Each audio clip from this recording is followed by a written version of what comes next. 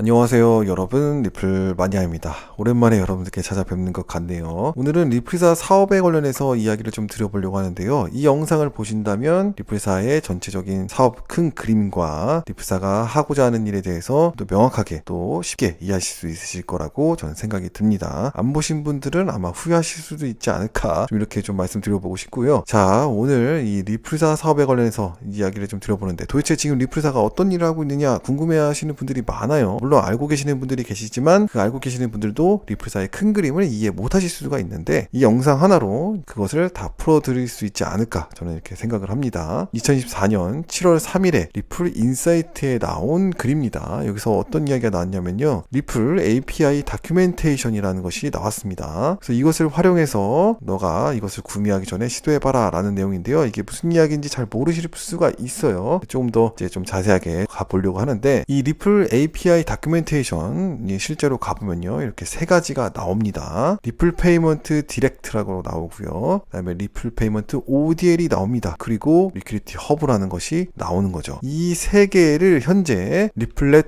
홈에서 테스트를 할 수 있다라는 겁니다. 그러니까 리플사하고 파트너십을 맺고 리플렛 안으로 들어온 회원, 그런 어떤 은행과 기업들만 이것을 활용하고 실제로 사용할 수가 있는데, 이제부터는 이렇게 API 다큐멘테이션이 있어서 테스트를 해볼 수 있다라는 거죠. 그래서 실제로 은행과 기업들이 테스트를 해보고 그 이후에 마음에 든다라고 하면 리플사하고 전적으로 파트너십을 맺고 리플렛 안으로 들어와서 이 ODL과 이 리플 페이먼트와 리퀴디티 허브 사용이 가능하다라고 이해하시면 되겠습니다. 그리고 여기서 이제 좀 알아야 할 것이요, 리플사 홈페이지 가보면요, 이렇게 크로스보더 페이먼트, 리퀴디티 허브, 그 다음에 커스터디 나오잖아요. 이거는 요 세 개 포함이 됩니다. 근데 지금 리플사 홈페이지에 가봤을 때 요 CBDC 관련돼서는 아직 테스트 하지는 못하도록 나왔습니다. 그 이유는 아직 CBDC가 나온 것도 아니고 개발 단계이기 때문에 여기에서는 테스트할 수 없다라고 이제 볼 수가 있는 거죠. 리플 페이먼트 같은 경우에는 리플사가 미국 거의 전역에 라이센스를 획득을 했고, 이제 리플 페이먼트 활용을 위해서 굉장히 적극적으로 리플사가 움직이는 모습들이 보여집니다. 여기서 제가 잠깐 큰 그림을 좀 그리면서 말씀을 좀 드려보겠습니다. 리플사에는요, 리플렛이라고 이렇게 큰 테두리가 있습니다. 리플사의 고객들은 요 리플렛 안으로 들어올 수밖에 없어요. 근데 이 리플렛 안에서 활용되는 것이 있습니다. 이게 바로 리플렛 홈이라고 하는 겁니다. 여러분들이 보셨을 때 리플렛 홈, 옛날에 리플렛 홈이라고 했던 거 굉장히 핫했던 거 기억이 나시죠? 그래서 리플렛 회원들이 활용할 수 있는 앱이라고 해야 될까요? 이런 홈페이지가 있습니다. 그래서 이 리플렛 안에서 리플렛 회원들이 많은 것들을 활용할 수가 있죠. 그래서 이 리플렛 안에 리플렛 홈이라는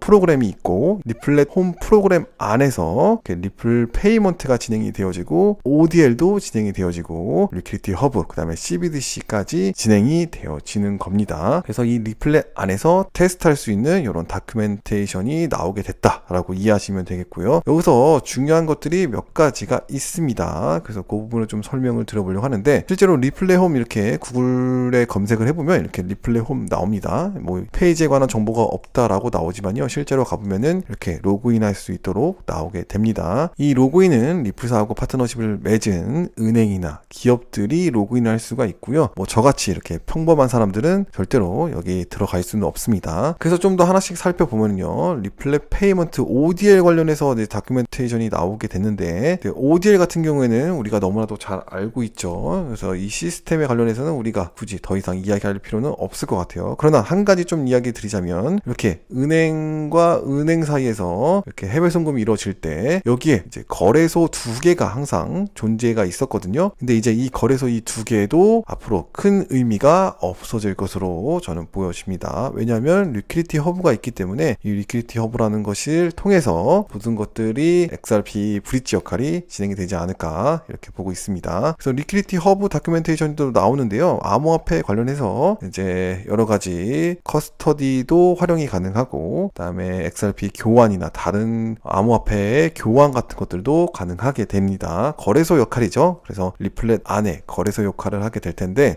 이런 부분에서 좀 이해하시면 되고, 대부분 대부분 다 ODL과 이 리퀴디티 허브에 대해서는 잘 알고 계시기 때문에 굳이 말씀드릴 필요는 없다라고 저는 생각이 들고 넘어가도록 하겠습니다. 여기서 중요한 것은 리플 페이먼트입니다. 리플사가 소송 가운데 있었기 때문에 리플사가 미국 안에서 사업을 제대로 하지 못하고 있었거든요. 그러나 리플사가 이 페이먼트 관련해서 미국 전역의 라이센스를 획득했기 때문에 이것을 활용하고 또 리플 페이먼트를 제대로 적용시키기 위해서 굉장히 많은 노력을 하고 있다라고 저는 보여지고요. 이 일이 미국 사업에서 가장 큰 초점으로서 움직이고 있는 것으로 보여집니다. 이 리플 페이먼트 디렉트 같은 경우에는요, 리플사와 컨넥이 바로 이어지게 됩니다. 그래서 여기서 보시면요, 더 이상 이제 XRP를 매수하거나 매도하거나 소유할 필요가 없다라고 나오는 거죠. 말 그대로 리플 페이먼트 디렉트 같은 경우에는 리플사하고 직접적으로 연결되어져서 모든 것들이 손쉽게 페이먼트가 가능하다라고 보시면 되겠습니다. 좀 더 자세히 보면요, 여기 보시면은 데이터 플로우라고 나옵니다. 데이터 흐름이 나오는데 이것도 좀 이해하실 필요가 있어요. 돈을 페이먼트를 하게 된다. 그래서 만약에 소비자가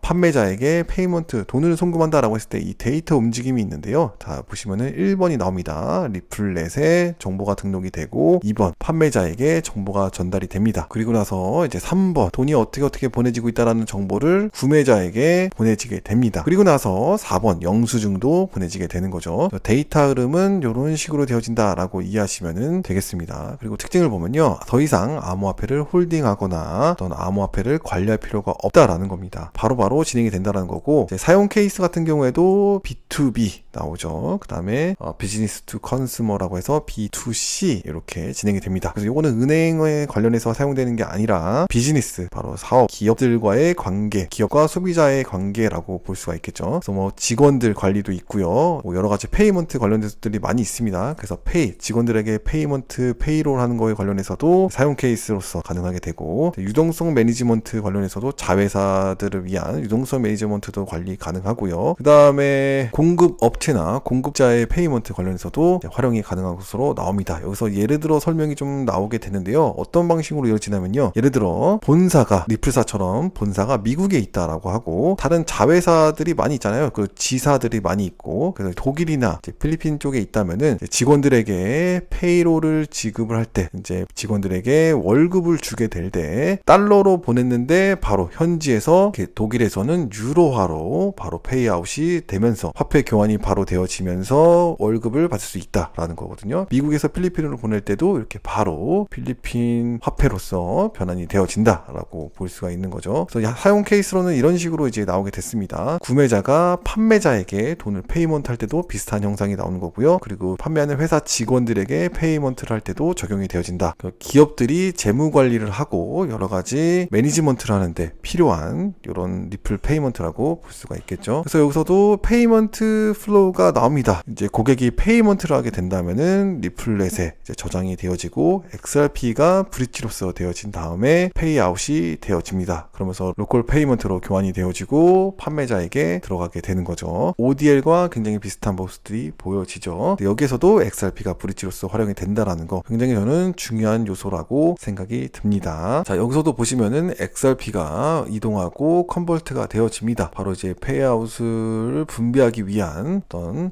데스티네이션 커런시로 이제 교환이 된다라고 하는 거죠. 그래서 페이아웃이 되게 되는 건데 뭐 이렇게 잘 표현이 되어져 있습니다. 이것이 바로 리플 페이먼트라고 이해하시면 되겠습니다. 그래서 리플사의 사업은 리플 페이먼트에 집중을 하고 있는 거고, 이로 인해 여러 다양한 기업들과 파트너십을 맺을 가능성이 커진다. 제가 예전부터 말씀드린 거죠. 그리고 이것을 좀 더 큰 그림을 좀 이해하셔야 되는데, 리플렛 안에서 리플렛 홈이라고 하는 플랫폼을 통해서 모든 작업이 이루어지는데, 여기에 이제 리플 페이먼트, ODL, 리퀴디티 허브, CBDC까지 활용이 되어진다. 그래서 이렇게 크게 이해하고 계시면 될 것 같습니다. 리플 페이먼트에 관련해서 조금 더 오늘 자세하게 알아본 그런 경우가 되겠고, 리플사의 전체 사업이 어떻게 이루어지고 어떤 과정 속에서 이루어지고 있는지 여러분들이 눈으로 확인하셨을 거라고 생각이 듭니다. 도움이 되셨길 좀 바라보고요. 앞으로 리플사 사업이 어떻게 진행되는지 꾸준히 여러분들께 좀 말씀드려보려고 합니다. 그리고 한 가지 좀 말씀드릴 게 있는데요. 카탈라이즈 리서치에서 현재 설문조사가 이루어지고 있다라고 합니다. 링크를 클릭하셔가지고 설문조사 꼭 참여하시기 바라고요. 여기서 5명에게 스타벅스 기프트콘을 준다라고 합니다. 설문조사가 7월 20일까지니까요. 이거 잘 확인하시고 참여하시기 바라고요. 그리고 코리안 블록체인 위크가 9월 1일부터 7일까지 열리게 됩니다. 여기서 이제 리플사의 CEO도 대표도 참여하게 되는 거니까요. 관심 있으신 분들은